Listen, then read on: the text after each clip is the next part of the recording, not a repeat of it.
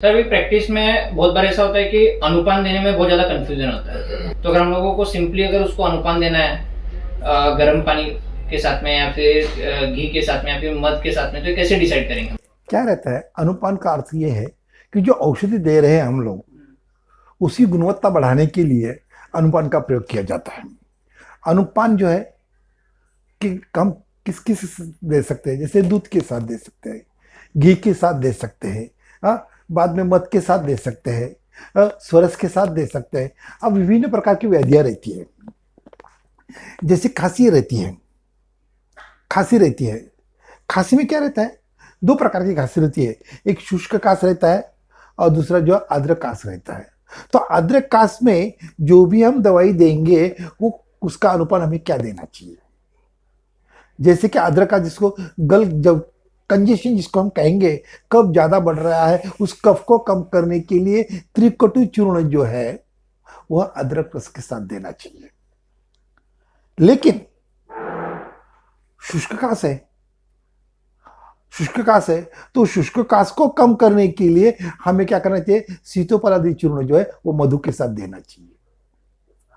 Clear. जब बहुत बार क्या रहता है कि ये अवेलेबल नहीं रहेगा, जैसे कि एलर्जिक राइनाइटिस रहते हैं, एलर्जिक राइनाइटिस के पेशेंट रहते हैं और उसमें अगर हमें दवाई देनी है तो कफकेतु रस का प्रयोग करते हैं। और ये कफकेतु रस को उसकी गुणवत्ता बढ़ाने के लिए हमें क्या करना चाहिए, जो लोग नांगवेली के पान रहते हैं ना, पान खाते हैं ना, वो पान के साथ पान के अंदर एक गोली डालकर चबाएंगे तो तुरंत क्या हो जाता है, जो स्नीजिंग जो रहता है ये स्नीजिंग कम हो जाता है। लेकिन कफ को द्रवीभूत करने के लिए शुष्क काफ में जो कफ सूख गया है उसको कम करने के लिए प्याज का रस जो रहता है, प्याज का रस डालना चाहिए। प्याज के रस जो है, प्याज का रस के साथ दवाई लेना चाहिए। मध और प्याज का रस दोनों मिलाकर अगर दवाई दे देंगे तो कफ का द्रवीकरण हो जाता है, कफ निकल जाता है। बहुत बार क्या रहता है कि पांडु के रोग में जो रहते हैं, पांडु के रोग में, पांडु रोग जिसको एनीमिया कहते हैं, उसमें हम लोह कल्प का प्रयोग करते हैं। और लोह कल्प का जो प्रयोग करेंगे, जैसे नवायस लोह है, पुनर्नव मंडूर से पुनर्नव मंडूर है, ऐसी जो दवाई रहती है, ताप्यादि लोह है, योगराज रसायन है, ये दवाई का जो अनुपान जो रहता है वो घी के साथ देना चाहिए, घी के साथ देना चाहिए। तो विभिन्न प्रकार के जो रहते हैं अनुपान, क्योंकि घी क्या करेगा, वहां की जो पित्त की जो विकृति है वो पित्त की विकृति को कम करेगा, वो व्याधि की क्षमता ज्यादा बढ़ेगा और बल देने वाला रहता है। इसलिए पांडु रोग में किसी भी हम लोह का प्रयोग करेंगे तो उसका अनुपान घी के साथ ही होना चाहिए। अम्ल पित्त की व्याधियां रहती है, अम्ल पित्त की व्याधियां रहती है, तो अम्ल पित्त की व्याधियों में जैसे कि पित्त ज्यादा बढ़ गया है, सरदर्द ज्यादा हो रहा है, गले में पित्त आ रहा है, उल्टी आने जैसे लग रहा है लेकिन उल्टी नहीं हो रही है, उल्टी आने जैसे लग रहा है लेकिन उल्टी नहीं हो रही है, हाँ, बाद में क्या अम्ल जिसको हम बेल्चिंग बोलते हैं, बेल्चिंग हो रहा है, बर्निंग हो रहा है, यानी पित्त की गुणता वृद्धि हो गई है, पित्त का द्रवगुण ज्यादा बढ़ रहा है और उसको कम करने के लिए दूध के साथ आविपत्तिकर चूर्ण का प्रयोग करना चाहिए। लेकिन बहुपित्ता कामला जो रहती है, बहुपित्ता कामला जिसको हम हेपेटाइटिस बोलते हैं, इसको हम जॉन्डिस बोलते हैं, उसमें अविपत्तिकर चूर्ण जो है वो दूध के साथ देते हैं। लेकिन रुद्धपत कामला ऑस्टेटिक जॉन्डिस रहती है, उसमें दूध जो है अपना अविपत्तिकर चूर्ण जो है वो गर्म पानी के साथ देते हैं।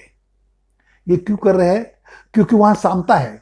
रुद्धपत कामला में क्या हुआ है, ऑब्स्ट्रक्शन निर्माण हो रहा है और उस ऑब्स्ट्रक्शन को दूर करने के लिए गर्म पानी का प्रयोग वहां करना चाहिए। इसमें द्रवगुण ज्यादा बढ़ गया है बहुपित्ता कामला में, उसको कम करने के लिए पित्त को विरेचन के द्वारा बाहर निकालने के लिए दूध का प्रयोग किया जाता है।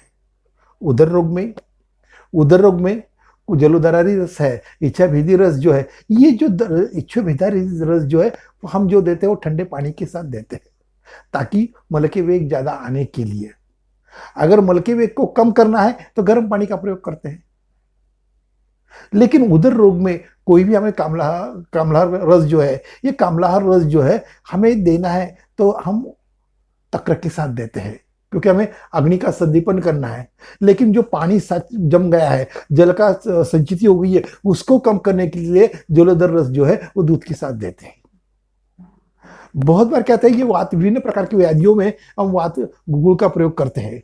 तो गुगुल का प्रयोग करते समय एक बात ध्यान में रखना चाहिए, जैसे कि आबादी गुगुल जो है, आबादी गुगुल में हमें जो आबादी गुगुल जो है वो दूध के साथ देना चाहिए।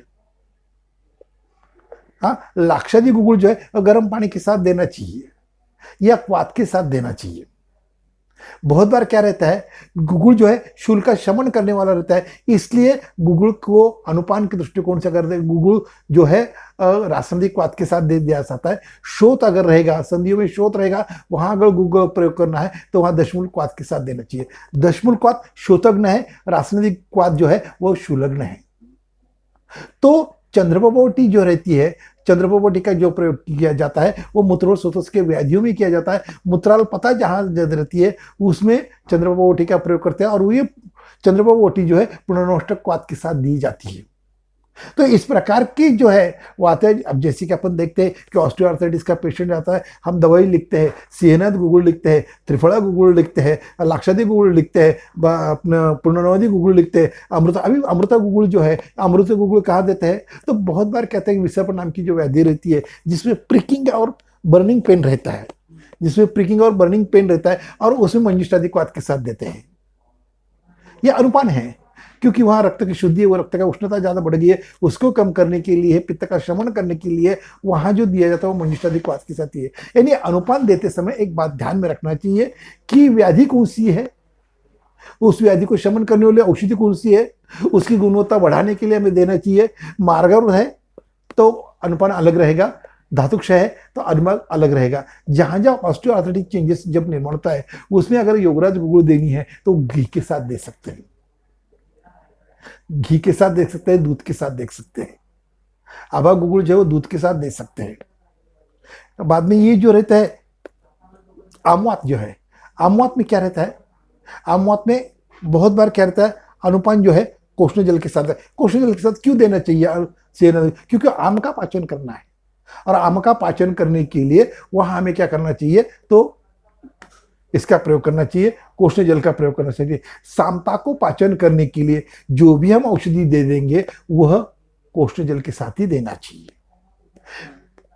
दोषों को बाहर निकालना है, दोषों को बाहर निकालना है, उसके लिए जो हम दवाई देंगे, जैसे सूत्र शेखर रस जो है, सूत्र शेखर रस देना है तो हम अदरक के रस के साथ भी दे सकते हैं, शक्कर का इसके घी के साथ भी दे सकते हैं। लेकिन घी के साथ कब देना है और अदरक के साथ कब देना है, जब सामपित्त की अवस्था रहेगी, गौरवता रहेगी, अम्लोदगार रहेगा, उस प्रकार के अवस्था में अदरक रस के साथ है। पेशेंट बोलता है मुझे सर में कम बहुत दर्द हो रहा है, गले में जलन हो रही है, खट्टी डकारी आ रही है, सर फट रहा है, उस वक्त शुद्ध शक्कर रस अदरक रस के साथ देना चाहिए। लेकिन मुझे चक्कर आ रही है, मुझे चक्कर आ रही है, पूरे बदन में जलन हो रही है, उसके साथ जो शुद्ध शक्कर रस जो है वो घी के साथ देना चाहिए, या अदरक अनार के रस के साथ देना चाहिए।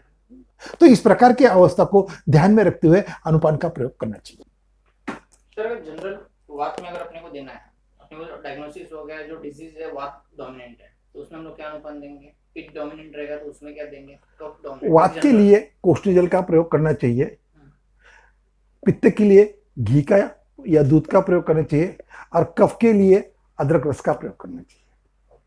और मद मध का भी प्रयोग कर सकते हैं। कफ के लिए हाँ।